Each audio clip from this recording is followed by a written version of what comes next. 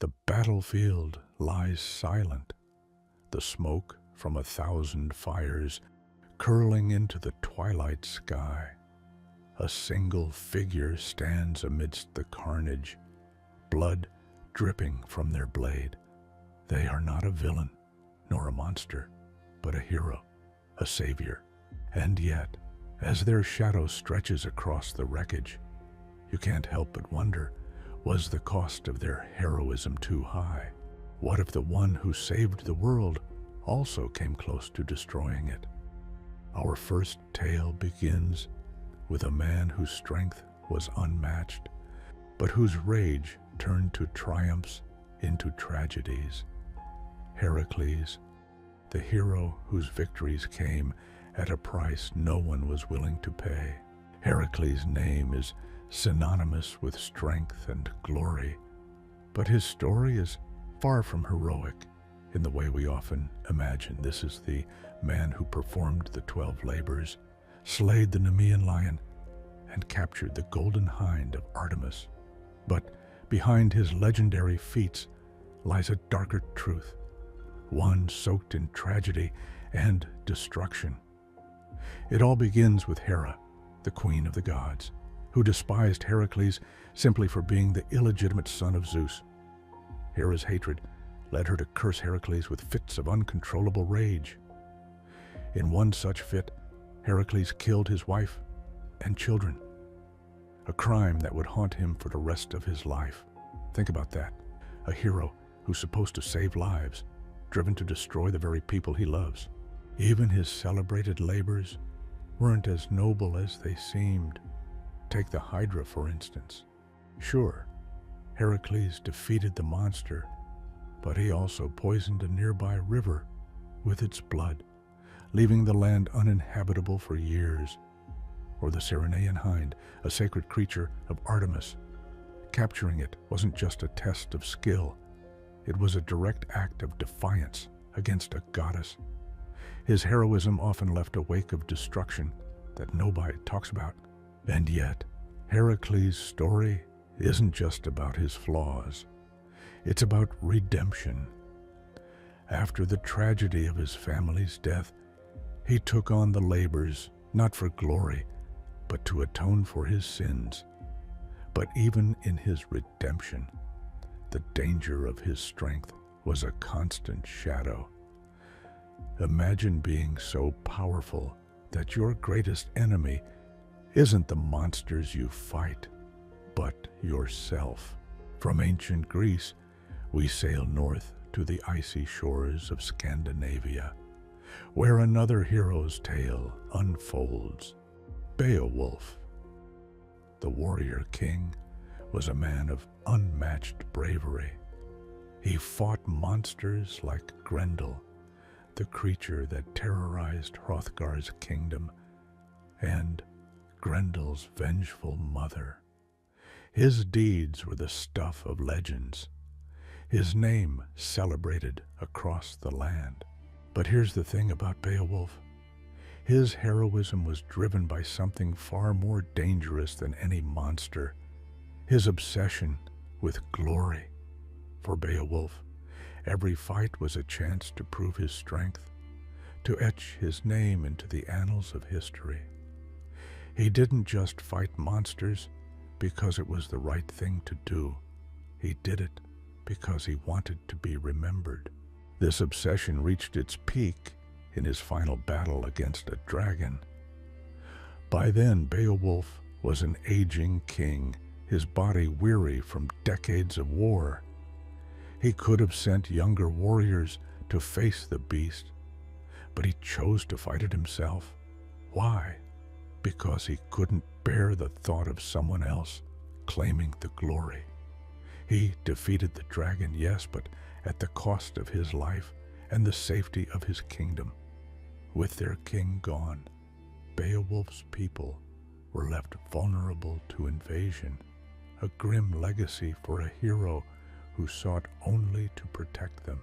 Now let's turn our gaze to the stormy skies of Norse mythology, where Thor, the god of thunder, wields his mighty hammer, Mjolnir, Thor is often seen as the protector of Midgard, a warrior who defends humanity from giants and other threats. But Thor's strength is matched only by his recklessness. Thor's exploits are as chaotic as the storms he commands. In one tale, he battles the world serpent, Jormungandr, a creature so massive it encircles the entire world. Their fight is said to be so destructive that it will bring about Ragnarok, the end of the world. Thor wins the battle, but the cost is his own life, as the serpent's venom takes him down shortly after. But it's not just apocalyptic battles that make Thor dangerous. His impulsiveness often leads to unnecessary destruction. Take his encounter with the giant Hrungnir.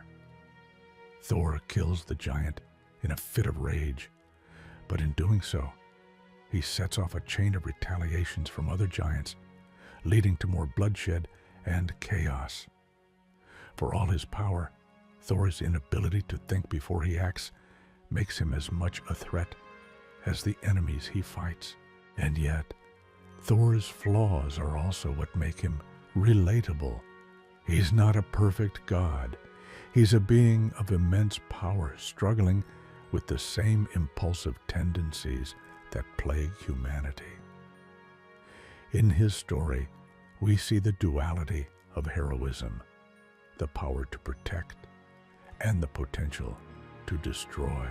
Let's begin with Achilles, the golden boy of Greek mythology. Born of a goddess and a mortal, Achilles was destined for greatness. He was a warrior like no other, his near invincibility making him the ultimate weapon in the Trojan War. But beneath his invincible exterior was a fatal flaw: his pride. Achilles was driven not by justice or a desire to protect, but by his ego. When Agamemnon insulted him by taking away his prize, Briseis, Achilles didn't just sulk. He abandoned the battlefield entirely. His pride cost the Greeks dearly, as their forces crumbled without their greatest warrior. It wasn't until his friend Patroclus was killed by Hector that Achilles returned to the fight, and when he did, he came back with a vengeance. But Achilles' return wasn't the triumphant moment of heroism you'd expect. His grief and rage consumed him, turning him into a one-man army of destruction. He slaughtered Trojans without mercy, desecrated Hector's body by dragging it behind his chariot, and refused to give him a proper burial. For all his glory, Achilles was a hero who let his emotions dictate his actions, often to devastating effect. Achilles reminds us that even the strongest heroes are vulnerable, not just physically, but emotionally. And sometimes that vulnerability is what makes them the most dangerous. From Greek mythology, we move to one of its most tragic and dangerous heroes, Medea. At first, Medea appears as a hero in her own right. She helps Jason secure the Golden Fleece, using her magical abilities to overcome impossible odds. But her love and loyalty come at a cost.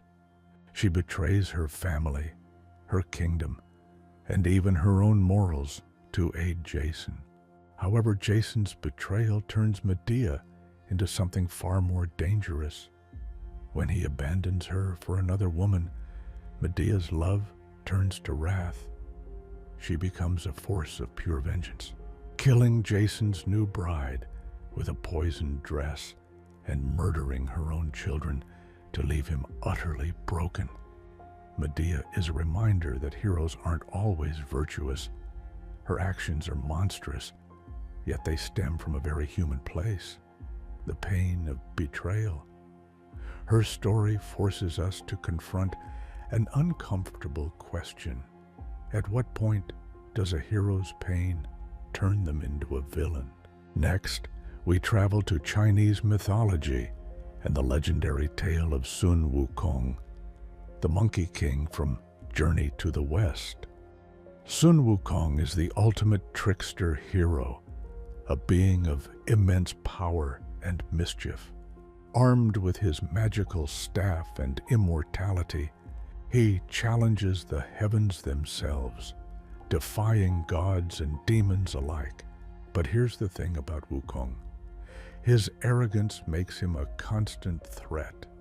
He steals the peaches of immortality, disrupts celestial banquets, and fights entire armies for no reason other than proving his superiority. His chaotic nature leads to widespread destruction, forcing the Buddha to intervene and imprison him under a mountain for 500 years. Even after his redemption, Wukong's reckless nature doesn't completely disappear. He fights for justice, but his methods are anything but subtle. Whether he's destroying entire villages to root out a single demon or causing collateral damage during battles, Sun Wukong's heroism is as much a curse as it is a blessing. From mythology to modern fantasy, let's talk about Daenerys Targaryen from Game of Thrones. At the start of her journey, Daenerys is the epitome of a noble hero. She frees slaves, topples tyrants, and fights for a better world. But her greatest asset, her dragons, are also her most dangerous weapon. As Daenerys grows in power, her vision of justice becomes increasingly black and white. Those who support her are given freedom, while those who oppose her are burned to ash. Her quest to liberate Westeros turns into a campaign of fear, culminating in her devastating decision to burn King's Landing. Thousands of innocent lives are lost, not because they opposed her, but because they were caught in the crossfire of her ambition. Daenerys' story is a tragic one. Her belief in her own righteousness blinds her to the consequences of her actions. She becomes a hero who cannot see the destruction she leaves in her wake, a queen who rules with fire and blood. Enter Elric of Melniboné, Michael Moorcock's iconic anti-hero. Elric is a sorcerer emperor, a sickly albino who relies on his cursed sword, Stormbringer, to sustain his strength.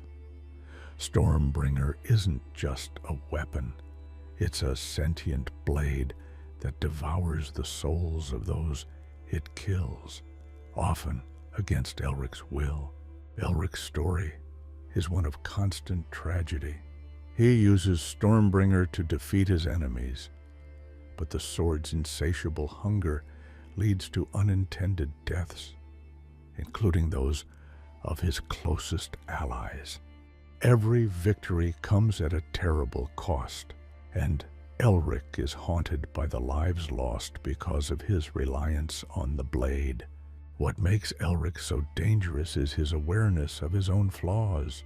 He knows that Stormbringer is a curse, but he continues to wield it because he sees no other way to survive.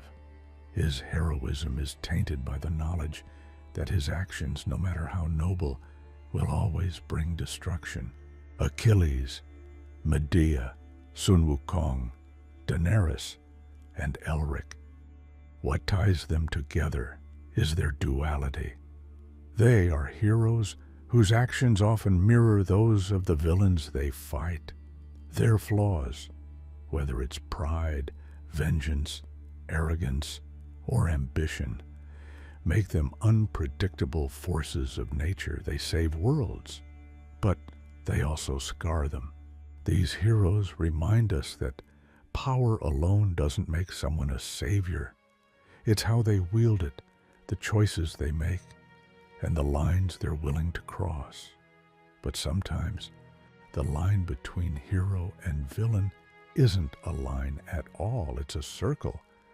And the further a hero pushes toward righteousness, the closer they come to becoming the very thing they swore to destroy. Our first hero is Lancelot, the most celebrated knight of Arthurian legend. With his unmatched skill in battle and unwavering dedication to King Arthur, Lancelot was the perfect embodiment of chivalry, or so it seemed. His loyalty to the king was absolute, but his heart belonged to someone else. Queen Guinevere, their forbidden love, became the crack in the foundation of Camelot. While Lancelot fought valiantly in Arthur's wars and upheld the ideals of the Round Table, his affair with Guinevere was a betrayal that couldn't be undone. When their secret was exposed, it shattered the unity of the kingdom. Knights turned against one another, and the once glorious Camelot fell into ruin. Lancelot's tale is a cautionary one. He wasn't a villain, but his actions had catastrophic consequences. His love for Guinevere, though pure, was a danger to everything he fought to protect. In the end, Lancelot reminds us that even heroes can carry the seeds of destruction within them. From Norse mythology and the Nibelungenlied, we meet Siegfried, a hero as legendary as he was dangerous. Armed with a sword forged by a dwarf and the strength of a dragon's heart, Siegfried seemed unstoppable. After slaying the dragon Fafnir, he bathed in its blood, gaining near invincibility. But fate, as always, had a cruel twist. His back, where a single leaf had fallen, remained vulnerable. Siegfried's danger lay in his arrogance and the curse tied to the treasures he claimed. After winning the hoard of gold guarded by Fafnir, he unknowingly brought ruin to himself and everyone around him. The curse of the gold ignited betrayal and bloodshed, culminating in his murder by those he once called allies. Siegfried's story shows that even the greatest heroes can be undone by their own victories. His power and confidence made him a force to be reckoned with, but they also blinded him to the dangers lurking in his wake. From the forgotten realms of Dungeons and Dragons, Drizzt Do'Urden is a drow ranger who defied the evil traditions of his people to pursue a life of honor.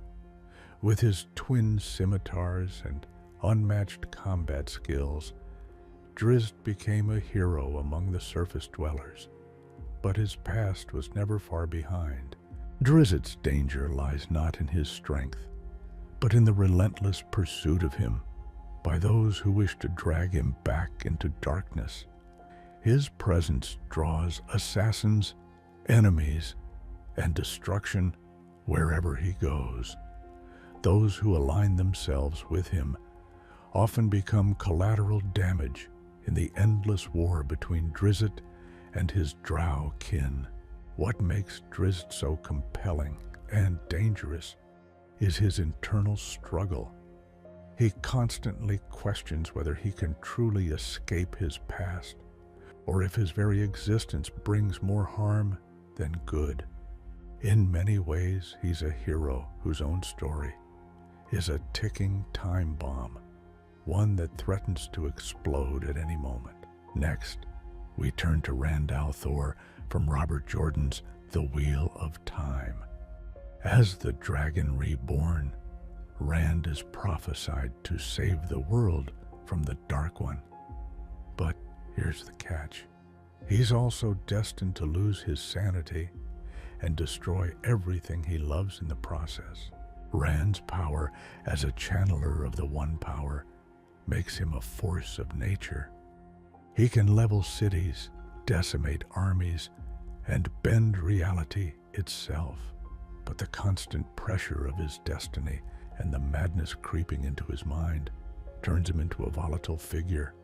At his worst, Rand becomes a cold, calculating leader who's willing to sacrifice anyone for the greater good. What makes Rand so dangerous is his isolation. The more powerful he becomes, the more distant he grows from those who care about him. By the time he faces the Dark One, he's not just battling an ancient evil, he's battling himself. From the Throne of Glass series by Sarah J. Maas comes Elena Galathynius, a queen whose heroic intentions ripple into dangerous consequences. As one of the first queens of Terrasen, Elena was tasked with a monumental responsibility, sealing away an ancient evil. But to accomplish this, she made a pact that tied her kingdom's fate to a fragile, cursed artifact. Elena's decision saved the world for a time, but it also set the stage for future calamity. The consequences of her actions, both her bravery and her short-sightedness, echo across centuries, forcing others to clean up the mess she left behind. Elena's story is a testament to the idea that even heroes who act with the best intentions can create dangers that outlive them. Her legacy is one of courage, but also of chaos. Lastly, we revisit Geralt of Rivia, the Witcher, who walks the line between hero and monster. Armed with his twin swords and a wealth of magical knowledge, Geralt's job is to slay the creatures that threaten humanity. But what makes Geralt dangerous isn't just his skill, it's his worldview. Geralt claims neutrality, refusing to take sides in political or moral conflicts. But yet in a world as gray as The Witcher, neutrality is often impossible. His choices, or lack thereof, frequently lead to unintended consequences. Entire villages are razed, alliances crumble, and people die. Not because Geralt is malicious, but because his attempts to stay out of the fray often draw him deeper into it. Geralt's danger lies in his detachment. He's a hero who doesn't see himself as one, and that lack of self-awareness makes him unpredictable. The White Wolf is both protector and destroyer, a man whose actions speak louder than his intentions. What unites Lancelot, Siegfried, Drizzt, Rand, Elena, and Geralt is their willingness or unwillingness to confront the consequences of their power. These heroes don't just fight villains, they fight the darkness within themselves. Their stories blur the line between savior and destroyer, reminding us that heroism is often a matter of perspective. But perhaps the most dangerous thing about these heroes isn't their power, it's their humanity, their flaws, their ambitions, their inability to let go of the past. These are the things that make them both relatable and terrifying. In the end, the most dangerous heroes aren't the ones who conquer kingdoms or slay monsters. They're the ones who make us question whether the world is truly better for having them in it. What are your thoughts on this? Let us know in the comments below. If you liked this video, don't forget to like and subscribe.